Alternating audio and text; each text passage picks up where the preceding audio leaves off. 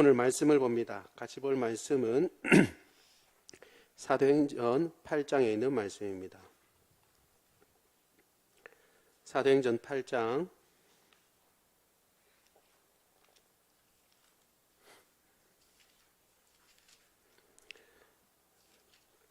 4절로 25절까지의 말씀입니다. 제가 가진 성경으로 신약 199쪽에 있습니다. 사도행전 8장 4절로 25절까지의 말씀을 교독합니다. 제가 먼저 8장 4절에 있습니다. 그 흩어진 사람들이 두루 다니며 복음의 말씀을 전할세.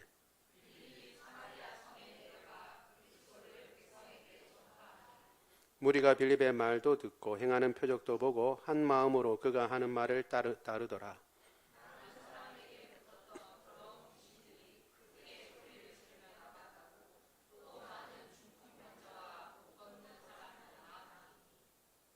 그 성에 큰 기쁨이 있더라.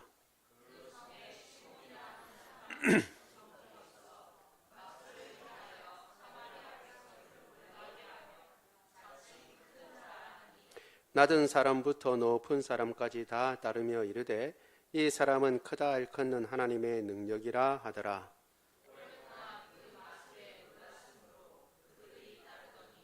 빌립이 하나님의 나라와 및 예수 그리스도의 이름에 관하여 전도함을 그들이 믿고 남녀가 다 세례를 받으니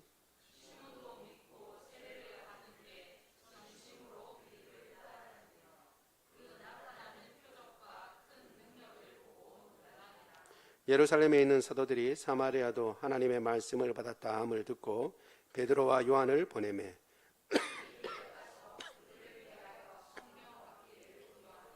이는 아직 한 사람에게도 성령 내리신 일이 없고 오직 주 예수의 이름으로 세례만 받을 뿐이더라.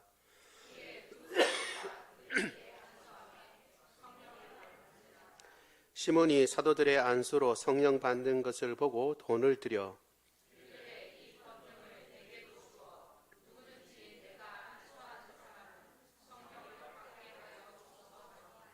베드로가 이르되 내가 하나님의 선물을 돈 주고 살 줄로 생각하였으니 내 은과 내가 함께 망할지어다.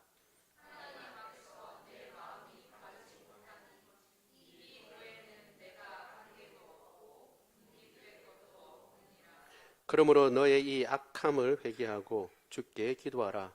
혹 마음에 품은 것을 사하여 주시리라.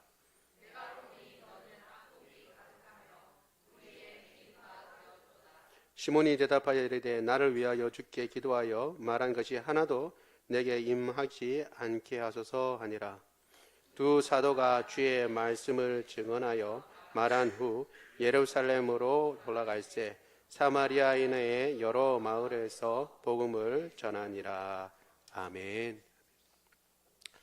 우리가 계속 사도행전을 읽는데 다시 말씀드립니다. 주의 복음이 전파되고 그리고 또 교회가 처음 세워질 때에 일어났던 일들을 여러 문제가 있었을 텐데 그 문제들마다 초대 교회는 어떻게 그 문제를 이해했고 또 어떤 식으로 그 문제를 해결해 나갔는가 이것을 우리가 살피고 있다라고 말씀드렸습니다. 그래서 초대 교회가 이랬으니까 이렇게 하자 당장 그렇게 급하게 나갈 것이 아니라 초대 교회가 그 문제를 어떻게 보고 어떻게 이해하고 어떤 원리로 어떤 말씀에 혹은 하나님의 마음을 가지고 그 문제를 해결했는가라는 것을 우리가 잘 살펴보는 것이 더 중요합니다. 왜냐하면 초대교회 상황과 우리의 상황이 다르기 때문에 그렇습니다.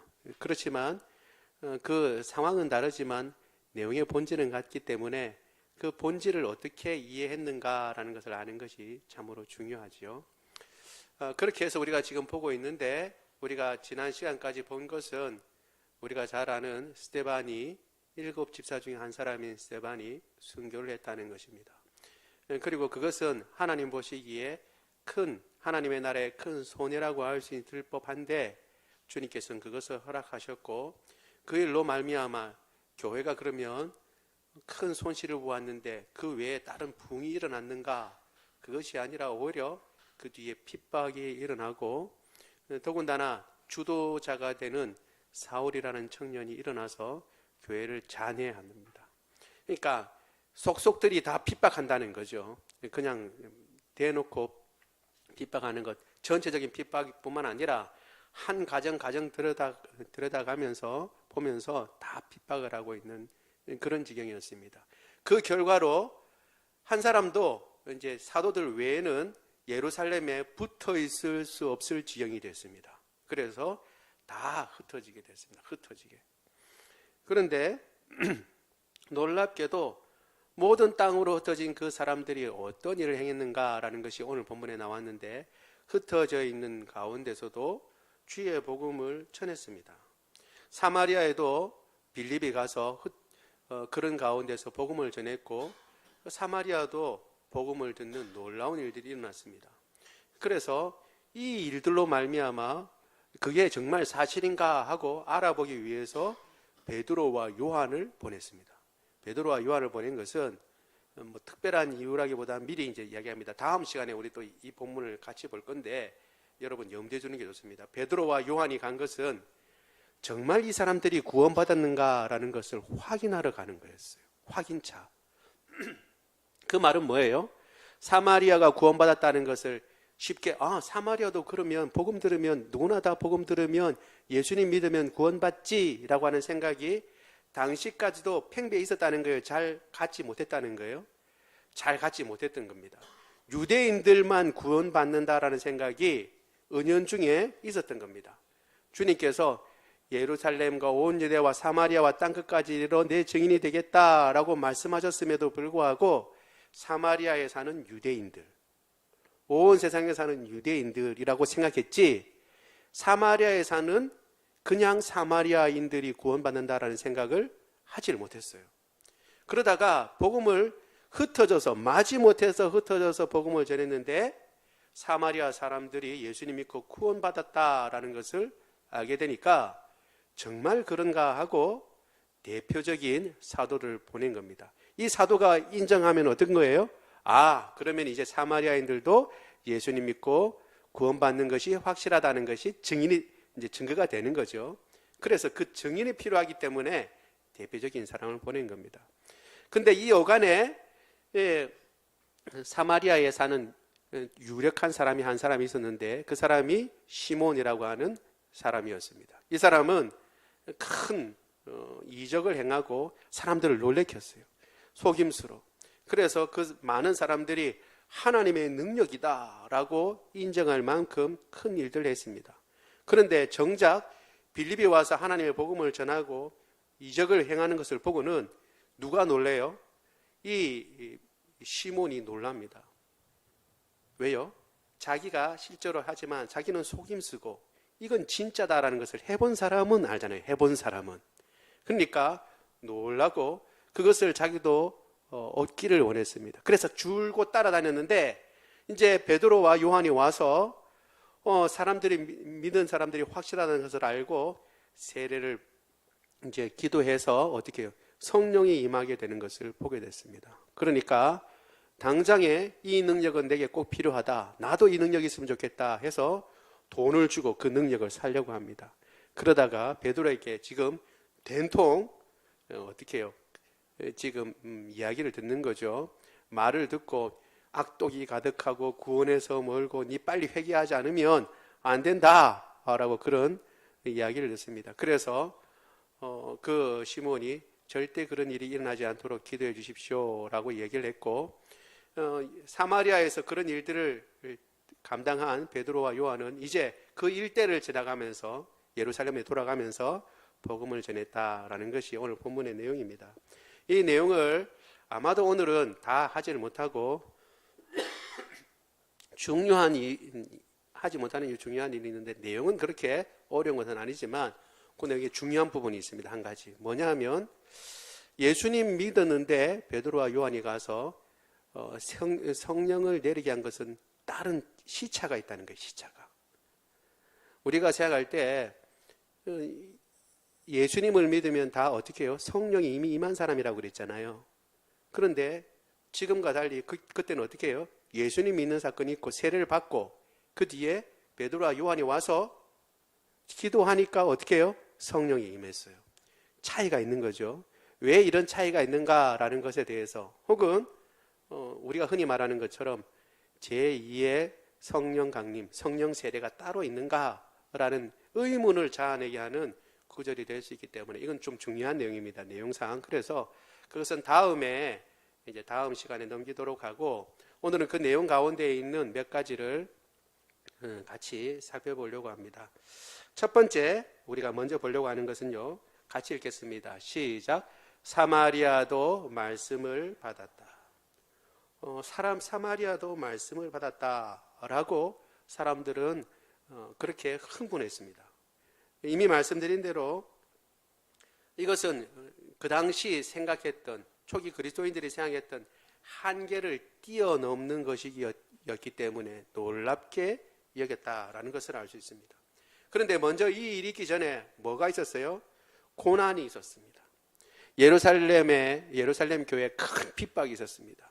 심지어 그렇게 교회의 기둥같이 여기고 다른 사람들과 변론할 때 능수능란하게 하나님 말씀을 가지고 잘 변론했던 저 스데반이 미움을 받고 애매히 죽게 됐습니다.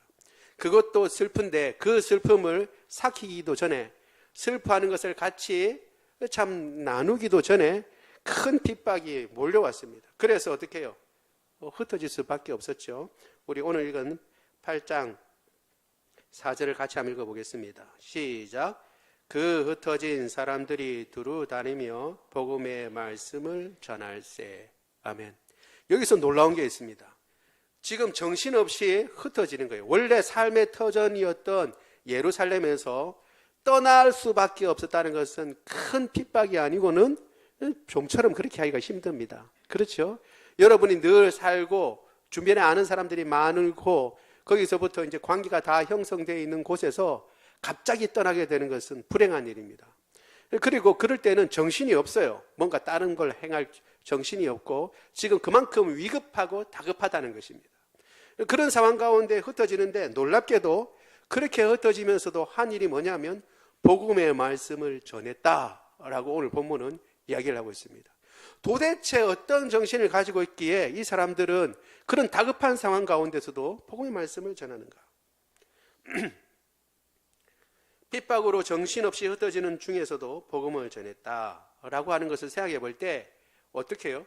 불행 중에서도 어떻게 자기 할 일을 하고 그리고 믿음 가운데 고백해야 할 것은 고백하고 있는 것을 보게 됩니다. 동시에 이 모든 상황을 통해서 우리가 한 가지 분명하게 생각해야 할 것은 뭐냐 하면 말씀을 전하지 못할 환경은 없다라는 것입니다. 복음을 전하지 못할 환경은 없다라는 것을 알 수가 있는 거죠. 이렇게 물어봤을 것입니다. 도대체 너는 예루살렘에 산 출신이라고 그러는데 혹은 거기에 최근에 거기서 터전을 잡고 산다고 그랬는데 왜 여기까지 쫓겨왔느냐? 당신 출신이 어딘데 지금 여기에 허겁지겁 돌아오게 됐느냐? 아무것도 없이 이렇게 오게 됐느냐? 그럼 뭐라고 얘기해요? 예수님 믿는 것 때문에 이렇게 핍박을 받아서 이렇게 왔습니다 라고 얘기했죠. 그게 그리 중요한 거냐? 차라리 예수님 믿지 말고 안 믿는다고 하고 예루살렘에 있지. 예루살렘에 그냥 사는 것보다 핍박을 받더라도 예수님 믿고 사는 것이 내게는 더 중요합니다 라고 이야기하고 가는 거죠. 그러니까 여러분 사실 보면 핍박하다도 돌아다니면서 어떻게 해요? 예수님 믿으십시오, 예수님 믿으십시오 이렇게 한 게 아니고, 이렇게 했을 것 같지만 그런 게 아니고 그렇게 할 정신은 없었겠죠. 사람들이 다 물었을 겁니다. 갑자기 사람들이 많이 이제 오게 되니까 왕래하는 사람들이 보통 일반적으로 한정되어 있는데, 일반적으로 그렇죠. 오가는 사람들이 있는데 갑자기 사람들이 많아지니까 당신들은 어디서 온 사람들이요? 라고 물어보거나 혹은 낯선 사람이 있으면 당신 출신이 어디요? 라고 물어보잖아요. 이런저런 물음 가운데 어떻게 해요? 그런 물음에 답하면서 내가 예수님 믿는 사람이고 이 핍박은 예수님 믿기 때문에 당하는 핍박이요. 그리고 그 믿음을 포기할 수 없어서 예루살렘에 머무는 것보다 지금 이렇게 나와서 유리방황하고 있습니다 라고 전했던 것입니다. 절대 그럴 수 없습니다. 포기할 수 없습니다. 예수님 믿는 것을 포기할 수 없습니다 라고 해서 하면서 전했던 거죠. 그러면 사람들은 두 가지 반응을 보이겠죠. 에이, 저런 어리석은 사람 같으리라고. 예수님 믿는 게 뭐 그리 중요한데. 자기 터전에서 그냥 살면 되지. 그 잠깐 믿지 않으면 되지. 그거 포기하면 되지. 라고 하는 사람들이 있겠고, 또 적지 않은 사람들이 혹은 많은 사람들이 생각하겠죠. 예수 믿는 것이 얼마나 중요하길래 저들은 그 터전도 포기하는가? 그 박해를 기꺼이 받고 이 자리까지 오게 됐는가? 라고 관심을 가지게 됩니다. 네 믿는 예수가 그럼 어떤 분이냐? 어떤 사람이기에 너는 그 예수님 믿는 것 때문에 이렇게 핍박을 받느냐? 이야기해달라. 사실 이것은 사도행전 내내 이어지는 이야기이기도 합니다. 바울도 이 이야기 때문에 왕 앞에 서게 되기도 하고 총독 앞에 서기도 합니다. 내가 이러한 이단에 대해서 많이 들었는데 이 이단에 대해서 네가 좀 이야기해라. 예수 믿는 걸 이단이라고 생각하고 이 도에 대해서는 가는 곳마다 핍박을 받는데 네가 믿는 그 도가 어떤 도이길래 이렇게 핍박을 받느냐? 그리고 핍박을 받는데 너는 그것을 끝까지 믿고 있느냐? 이야기해달라라고 얘기하는 것입니다. 여러분, 놀랍게도 이 선포되는 것은 뭐냐 하면 예수님 믿어서 전부 다 높은 자리에 올라가거나 성공하거나 돈을 많이 벌거나 거부가 돼서 야, 나도 거부가 되고 싶은데 어떻게 하면 거부가 됐는데 예수님 믿고 거부가 됐어. 예수님 믿고 이렇게 높은 자리에 올라가게 됐어. 그래? 그럼 나도 예수님 믿어야겠네. 우리는 생각할 때 이런 공식으로 예수님을 전파하고 믿어야 된다라고 생각하지만 초대교회에 전파되는 것은 그런 식이 아니었어요. 오히려 그 반대였어요. 예수님 믿기 때문에 어떻게 해요? 더 망했어요. 예수님 믿기 때문에 핍박을 받고 흩어졌다고요. 그런데 예수님 믿고 흩어지는 가운데 그 상황이 오히려 복음의 말씀을 전하는 상황이 됐고 믿음을 전하는 상황이 됐습니다. 우리 생각에 이런 생각을 가지고 있죠. 내가 예수님 믿는데 예수님 믿지 않는 저 형제나 혹은 예수님 믿지 않는 저 친구보다 내가 궁핍한 삶을 산다. 저 형제는 잘 되는데 예수님 믿지 않고 절 다니는데도 비나이다 하는데도 하는 것마다 잘 되고 그리고 더 부자가 됐는데 나는 예수님 믿고 오히려 더 쪼들리고 힘들고 어렵다 라고 생각할 수 있습니다. 그래서 어떻게 해요? 복음을 전할 때 어떻게 해요? 좀 쭈삣쭈삣하고 나보다 저 잘 사는 제가 혹은 저 사람이 혹은 저분이 내가 예수님 믿는데 같이 예수님 믿자고 그러면 어떤 반응을 보일까? 야, 예수님 믿는 너보다도 내가 더 잘 사는데 내가 왜 예수님 믿냐? 혹은 내 형편이 더 좋은데 내가 왜 예수님 믿냐? 혹은 너는 예수님 믿고 그런 형편이 됐냐? 라고 물을까 싶어서 어떻게 해요? 오히려 잘 전하지 못하죠. 내 형편과 사정 때문에. 그런데 놀랍게도 초대교회는 그런 상황 가운데서 복음이 전화됐다는 거예요. 복음이 전파된 상황이 어떻게 해요?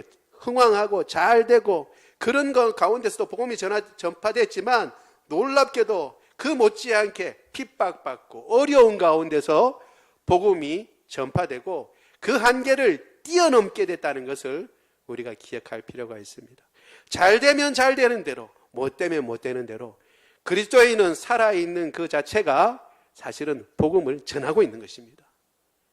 나는 예수님 때문에 힘들고 어렵게 됐다. 그래? 예수님 믿는 거 아무 소용도 없구만 라고 생각할지 모르지만 어떻게 해요? 그럼에도 불구하고 나는 예수님 믿는 것을 포기할 수가 없다. 왜? 내 같으면 그러면 예수님 믿고 뭐 잘된 것도 없는데 당장 예수님 믿는 거 그만두고 부처를 믿든지 다른 신을 믿든지 다른 종교를 택하겠다. 근데 너는 왜 끝까지 예수님 믿고 그러냐? 왜 교회에 맨날 나가고 그리고 하나님을 믿는다고 하면서 손해보고 사냐? 라고 할 때에 그 대답이 바로 복음이 되는 것입니다. 거기에 대해서 다시 말씀드리지만 어떤 사람은 이렇게 얘기할 수도 있을 것입니다. 아유, 그 예수님 안 믿으면 편하게 살 걸. 저 어리석은 결정을 했다. 혹은 어떻게 저렇게 미련하게 사냐? 라고 말하는 사람들도 있을 거예요. 손가락질하는 사람들도 분명히 있을 것입니다. 그러나 그 가운데 그 행동을 보고 그 손해보면서도 예수님 믿는 상황을 보고서 오히려 네가 믿는 예수가 도대체 어떤 분이길래 네가 믿는 예수가 어떤 분이길래 편안한 삶을 포기하고 흩어지는 것을 감수하고 이렇게 쫓기는 것을 감수하고 예수님 믿는 것을 포기하지 않냐?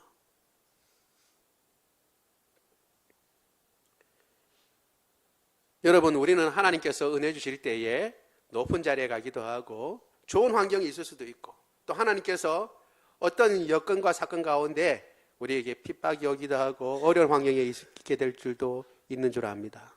그러나 어떤 상황이든지 우리가 궁핍하다고 해서 주님께서 궁핍한 것이 아니며 우리가 쫓긴다고 해서 주님께서 쫓긴 것이 아니며 그런 모든 상황 가운데서도 주님은 여전히 하나님이시고 여전히 구원을 베푸는 자이시며 누구든지 예수님 믿는 자에게 복을 주시고 구원을 베푸시는 그런 구세주이시며 하나님이 되시는 줄 믿습니다. 여러분 그것을 기억하시기 바랍니다. 뿐만 아니라 그렇게 해서 복음이 싹 전파됐는데 그 중에 한 가지 지금 이 사마리아 성에서도 복음이 전파되었습니다. 우리 5절 6절 같이 한번 읽어보겠습니다. 시작.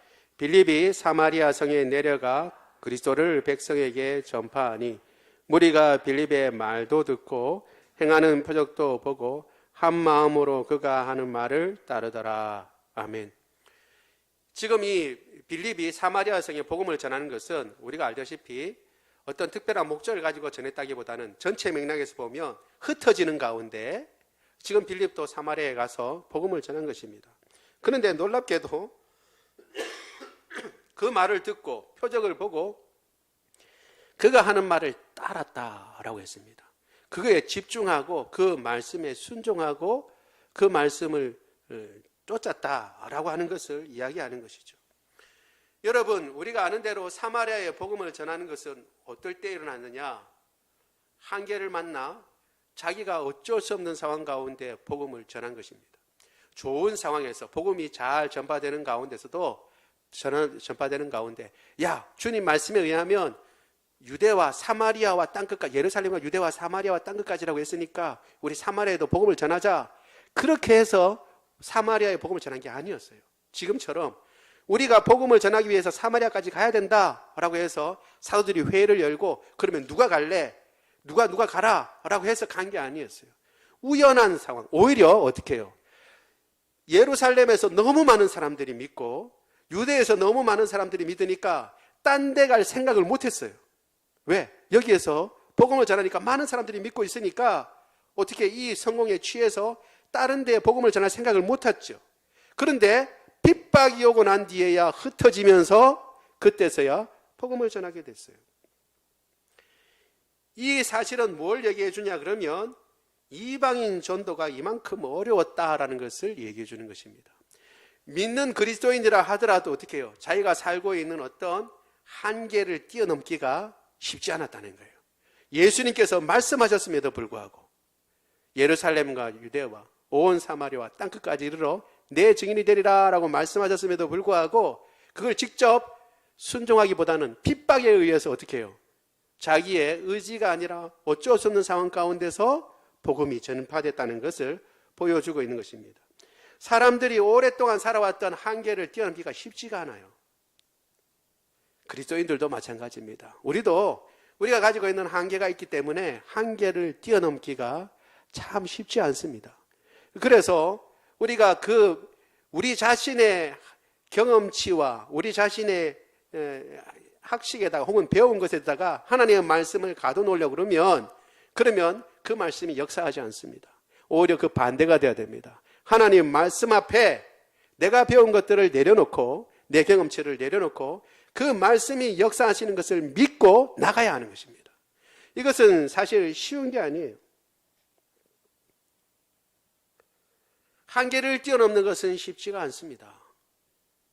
그건 대단히 어려운 것입니다. 욥 같은 경우도 많은 고난을 겪고 난 뒤에야 그 한계를 뛰어넘게 됐고 우리가 잘 아는 아브라함 같은 경우도 어려운 시험을 만나고 난 뒤에 그것을 극복하면서 부활이라고 하는 신앙을 가지게 됐죠.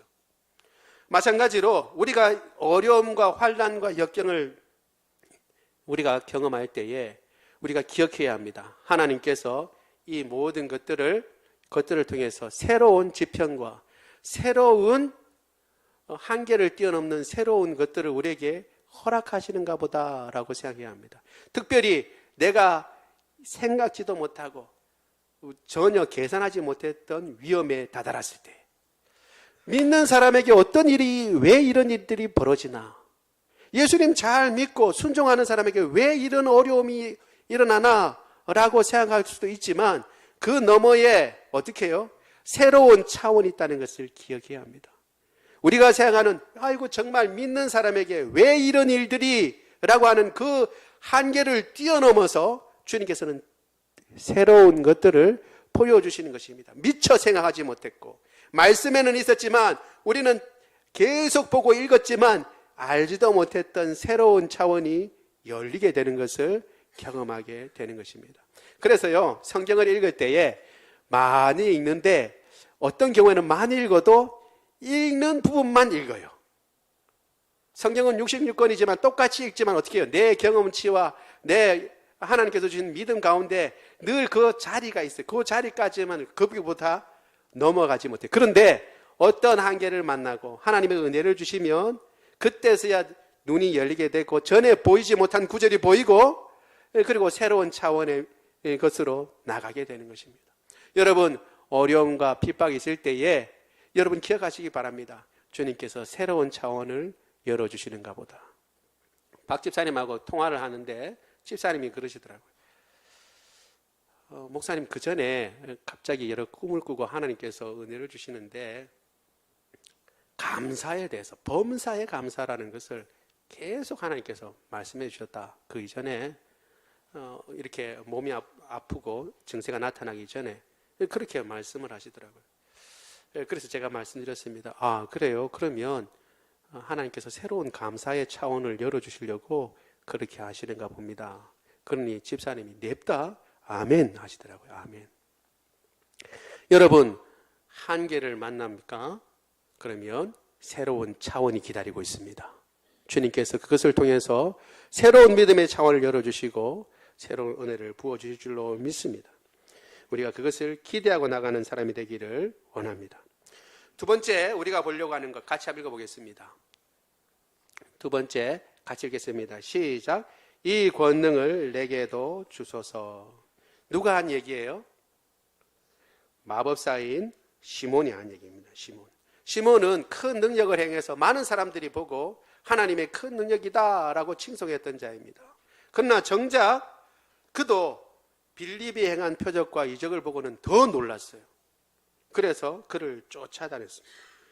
왜냐하면 다른 사람은 몰라도 이 시몬은 압니다. 아, 빌립이 행한 이것은 뭐라고요? 단순한 속임수도 아니고 사람이 어떻게 노력해서 얻는 것도 아니고 어떻게 해요? 하나님의 능력이라는 것을 본인은 알고 있었던 것입니다. 이것은 사람의 특별한 능력이 아니라 하나님의 능력이다라는 것을 알고, 내 능력을 뛰어넘는 하나님의 능력이다라는 것을 알고 다른 차원의 성령의 능력이라는 것을 알았기 때문입니다.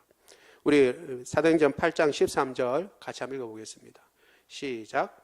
시몬도 믿고 세례를 받은 후에 전심으로 빌립을 따라다니며 그 나타나는 표적과 그 능력을 보고 놀라니라. 아멘. 여기에 일단은 시몬도 믿고 세례를 받았다고 그러잖아요. 그렇죠? 요거는 우리가 조금 생각해 봐야 합니다. 뭐냐 하면 믿고 세례를 받았다는 것은 그냥 현상이에요. 현상. 근데 현상이지만 그 믿음을 보고, 믿음의 고백을 보고 이제 믿는다고 그러니까 세례를 베풀었지만 진짜 믿었느냐라는 것은 별개의 사건이라는 것을 여러분 염두에 두고 보시면 좋겠습니다. 왜냐하면 그 뒤에 베드로가 한 말이 있기 때문에 그렇습니다. 구원에서 멀다라고 얘기를 하고 멸망에 가깝다라고 얘기했으니까 우리가 그 말들을 같이 비교해서 본다면 빌립은 어떻게 해요? 나도 예수님 믿고 세례를 받으면 이 능력이 임하려나 라는 생각도 어느 정도 가지고 있었고, 그래서 참 믿음이었다라고 보기에는 좀 어려운 부분이 있다는 것도 감안하고 우리가 읽으면 좋겠습니다. 그리고 그 능력을 보고 놀랐습니다. 사실 이 시몬은 자기가 그 이전에도 어떻게 해요? 마술 행하던 사람이고 지금도 빌립이 행하는 놀라운 일들을 보고 그것을 따라다니는 사람입니다. 그런데 진짜 능력이 뭐냐 하는 거예요. 진짜 능력. 표적과 큰 능력을 보고 놀랍니다. 그래서 나중에는 어떻게 해요? 이 능력을 돈으로 살 수 있을 걸로 생각합니다. 사도행전 8장 18절에서 19절 같이 한번 읽어보겠습니다. 시작. 시몬이 사도들의 안수로 성령 받는 것을 보고 돈을 들여 이르되 이 권능을 내게도 주어 누구든지 내가 안수하는 사람은 성령을 받게 하여 주소서 하니. 아멘. 시몬의 모습이 참모습이 나오죠. 돈을 줘서 이 능력을 사겠다라는 것입니다. 여러분, 이것은 시몬이 그렇게 생각한 것이지만 우리도 신앙생활할 때 답은 이런 생각을 조금씩은 가지고 있다는 것을 인정해야 합니다. 뭐냐면 성령이 임하는 건 하나님의 은혜로 임하게 되는 줄 믿습니다. 다 그렇게 얘기하죠. 그런데 어떻게 해요? 실제로 그렇다니까요.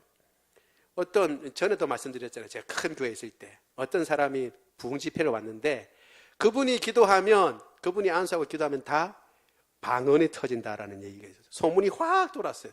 다. 그분이 하면. 그리고 난 뒤에 어떻게 하냐면 평소에 뒷자리에 딱 앉아 계시던 권사님들이 갑자기 앞자리에 쫙 다 앉습니다. 권사님들이 다 앞자리에 앉아요. 어떤 권사님들이냐? 주로 오랜 신앙생활을 했지만 방언을 못하던 권사님들. 방언이 못하던 권사님들이 어떻게 해요? 내 방언하고 싶은데 하나님 앞에 기도했는데 방언이 안 터져요. 방언이 안 터지는데 어떻게 해요? 그분이 와서 안수하면 뭐가 터진다고요?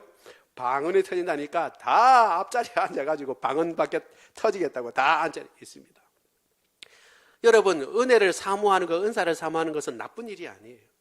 좋은 일입니다. 그리고 받은 은사를 가지고 교회를 위해서 사용하는 것은 맞습니다. 그런데 우리가 조심해야 할 것, 누구예요? 이 시몬이 생각했던 이런 생각들이 사실은 조금에 있는 것입니다.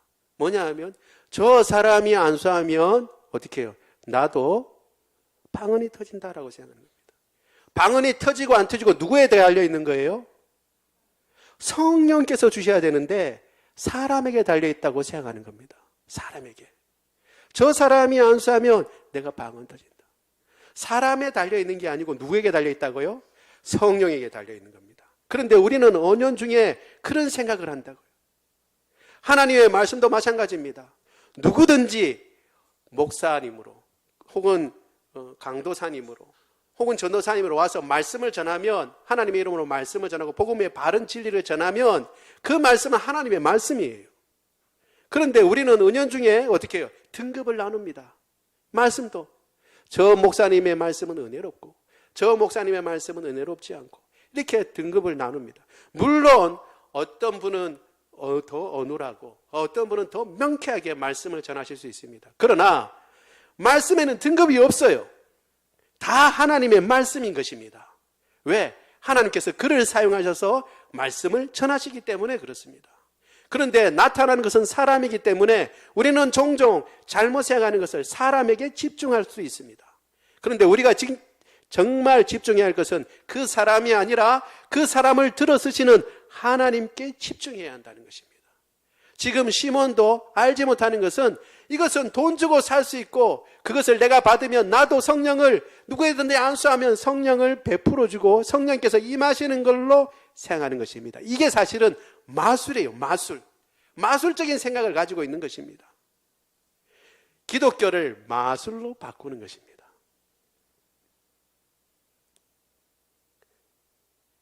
성령은 누구에게 임하나요? 하나님께서 그 백성에게 선물로 주시는 것입니다. 우리 누가복음 11장 13절 같이 한번 읽어보겠습니다. 시작. 너희가 악할지라도 좋은 것을 자식에게 줄 알거든 하물며 너희 아버지께서 구하는 자에게 성령을 주시지 않겠느냐 하시니라. 아멘. 가장 좋은 것, 자녀에게 좋은 걸 주는데 하나님도 가장 좋은 것, 성령을 구하는 자에게 주신다라고 말씀하시는 것입니다.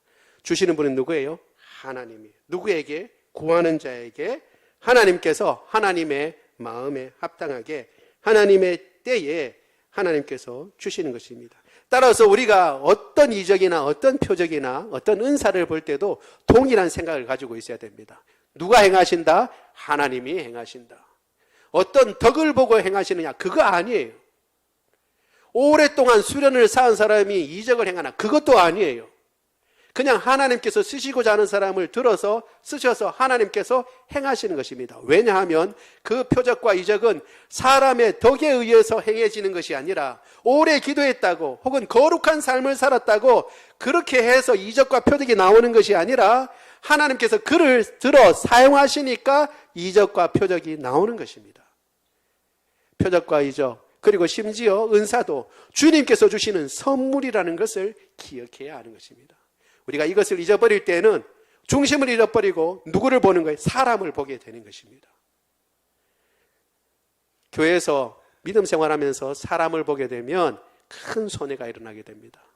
왜냐하면 나도 사람을 보게 되고 나 스스로도 그렇게 보여지는 사람이 되고자 하는 욕망을 가지게 돼요. 하나님의 은혜를 사모하는 것이 아니라 나도 그런 사람, 겉모습이 그런 사람이 되고자 하는 그러한 잘못된 그러한 표적을 향해서 달려가게 됩니다. 시간을 허비하는 것이죠. 우리의 믿음은 주님께 있습니다. 흩어져서도 이 믿음 때문에 기꺼이 자신의 상황과 여건을 통해서 주의 복음을 전하는 사람들이 있었고, 그런 가운데 주님께서 주신 그 은혜로 말미암아 그동안 가지고 있던 한계를 뛰어넘어서 사마리아, 개라고 얘기를 했죠. 유대인들은 사마리아를 개라고 취급했던 그런 사람들입니다. 그 사람들에게까지 가서 복음을 전하고, 나아가서는 주님께서 어떤 사람 구별 없이 주시는 그 은사를, 그 능력을 돈으로 살 수 있는 것이 아니라 하나님의 은혜인데 네가 이것을 마술로 생각하느냐? 너는 오히려 멸망에 가깝다 라고 말씀하신 것처럼 주님께서 그들에게 은혜를 베풀어 주시고, 주님께서 그 사람을 사용하셔서 주님의 권능을 보여주시고 말씀을 나타내시고 또한 은사를 베푸신다는 사실을 기억하고, 오직 주님만 바라보고 사람을 주목하는 것이 아니라 넘어서 역사하시는 하나님을 바라보고 그분을 끝까지 믿으며 신뢰하고, 내 지금 형편과 사정이 어떠하든지 그분을 꼭 붙잡고 달려나가는 저와 여러분 되기를 원합니다. 우리 말씀을 생각하며 같이 기도하도록 하겠습니다. 오늘 기도할 때요, 주님, 흩어지면서도 복음을 전한 사람들이 있습니다. 주님, 어떤 상황이든지 복음을 전할 수 있습니다. 주님, 우리의 나태한 것 혹은 우리의 참 게으른 것 있는 것은 아닙니까? 주님 은혜 주시는 대로 힘써 복음을 전하고 주의 일을 감당하게 하여 주옵소서. 예수님 때문에 당하는 고난이라면 그 고난도 증가하게 하옵시고, 예수님 때문에 더 은혜를 입은 상황이 있다면 그것도 전하게 하사 고난을 받던 주님께서 높이 세우시던 어찌하든지 주의 이름을 증거하는 사람이 되게 하여 주옵소서. 또한 주님께서 은혜를 베풀어 주셔서 하나님 한계를 뛰어넘고 우리의 하나님 아버지 스스로 그어놓은 한계에 갇혀 사는 것이 아니라 주의 말씀이 나의 한계가 되게 하시고 주님 가라는 곳까지가 나의 한계가 되게 하여 주옵소서. 또한 주님께서 선물로 주신 것을 하나님 아버지 사람이 할 수 있다고 생각하는 것, 주님을 바라보는 것이 아니라 사람을 바라보는 것, 하나님 아버지 그것을 거두게 하시고 모든 말씀과 모든 좋은 것과 모든 은혜는 바로 하나님께서 주신다는 것을 굳게 믿고 사람을 의지하지 말고 사람을 바라보지 말고 주님 바라보게 하여 주옵소서. 우리 같이 한 목소리로 기도하겠습니다. 사랑이 많으신 하나님, 주의 은혜를 인하여 감사를 드립니다. 오늘 주님, 우리 사도행전을 보면서 초대교회 성도들이 어떤 생각을 가지고 그들의 믿음을 이어갔는가라는 것을 살펴보게 됩니다. 그들은 뜻하지 않게 고난을 받고 핍박을 받게 되었습니다. 오히려 주님을 전하는 가운데 어려움을 겪은 것입니다. 주님을 전하고 하나님 아버지 주님을 위하여 살아가는데도 어려움을 겪을 수가 있습니다. 그것은 우리가 잘못해서 그런 것이 아니라 세상이 빛을 싫어하고 세상이 어둠을 좋아하기 때문입니다.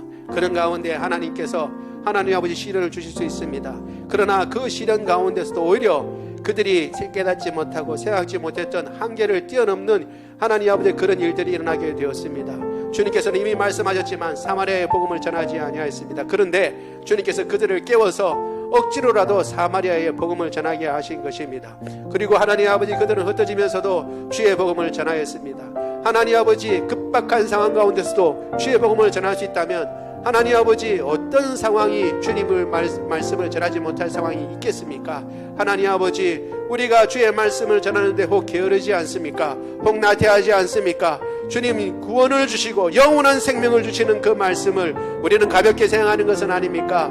주님 은혜를 내려 주옵소서. 깨어서 경성하게 하옵시고 우리가 스스로 하나님 아버지 움츠려들거나 우리가 스스로 하나님 아버지 주님 좁게 생각할 것이 아니라 우리가 어떤 형편과 사정에 있든지 주님이 그리스도이신 것은 부정할 수 없으며 우리가 그 주님을 믿지 아니할 수가 없고 그 주님을 주장하지 아니할 수가 없고 그 주님은 우리에게 구원을 주시는 하나님이시라는 것을 하나님 아버지 힘써 증거하며 나갈 수 있도록 주님 도와주시기를 원합니다. 우리의 한계를 뛰어넘는 주님, 우리 스스로 한계를 정한 것이 무엇입니까? 저 사람은 안 된다, 저것은 안 된다, 그 일은 못한다 하는 것이 어디에 있습니까? 주님께서는 한계가 없습니다. 사마리아도 구원을 하나님 아버지 허락하신 주님, 사마리아에도 주의 말씀이 선포되고 그 말씀을 받았다라고 하는 놀라운 일들이 일어나게 된 것입니다. 하나님 아버지 우리가 그것을 기억하고 주님의 사역에 한계를 정하는 일이 없도록 하여 주옵소서.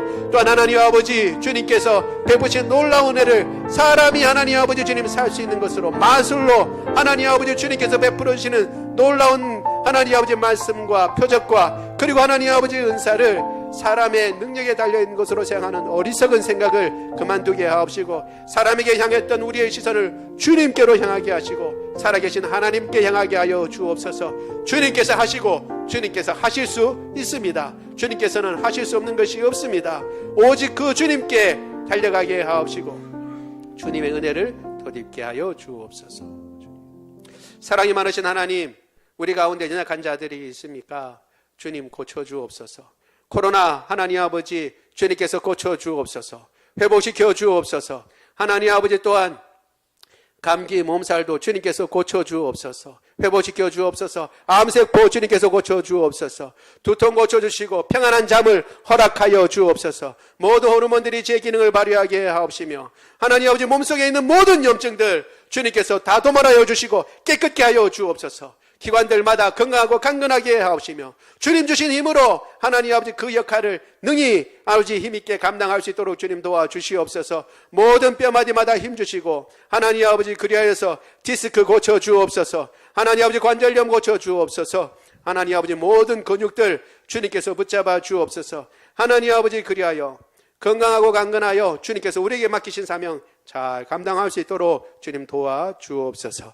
우리 주 예수 그리스도 이름으로 기도드리옵나이다. 아멘. 다 같이 일어나셔서 우리 찬양합니다.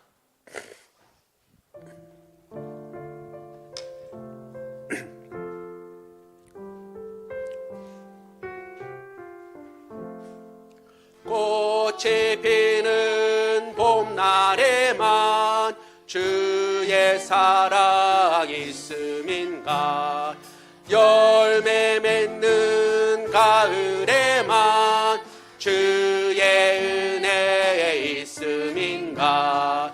땀을 쏟는 여름에도 주의 사랑 여전하며 천겨울 주릴 때도 주의 위로 변함없네. 솔로몬의 부귀보다 여배인 난 교기하고 솔로몬의 지혜보다 여배인 내 아름답다. 이 세상의 부귀영화 마귀 유혹 손짓 하나 고생 중에 인내하면 최후 승리 얻으리라. 지상 권력 등에 업고 믿는 자를 핍박하는 어리석은 사람들아 또 돌아오라. 우상의 힘을 막아며 인간의 힘을 막아라. 하나님의 심판날에 견디지를 못하리라. 저 천국을 바라보니 이 세상은 나그네 길, 죽음의 길 피하라면 나의 갈 길 막지 마라. 내게 맡긴 양을 위해 나의 결의 평화 위에 우리 주님 가신 길을 충성으로 따르리라. 아멘.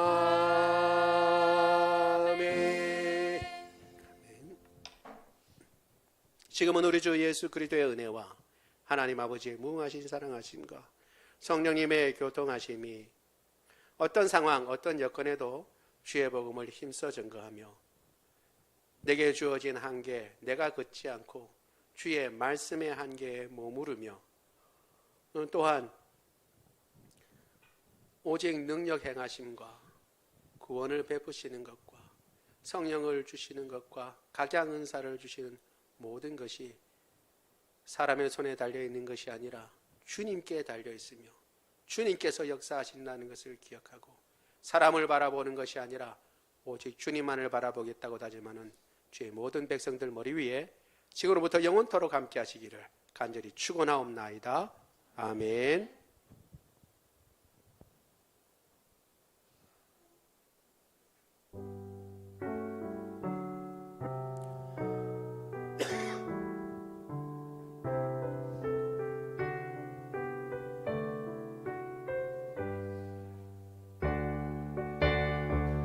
살아계신 주 나의 참된 소망 걱정 근심 전혀 없네. 사랑의 전에 갈 길 인도하니 내 모든 삶의 기쁨 늘 충만하네.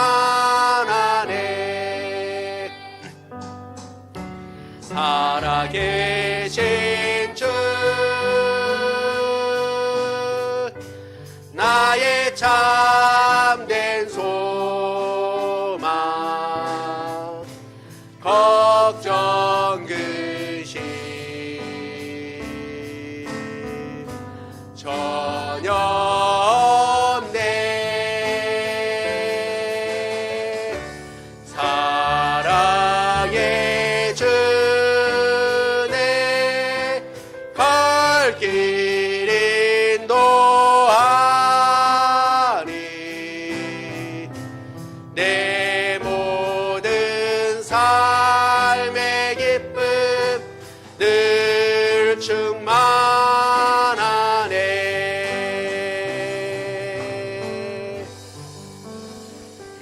모든 예배를 마쳤습니다.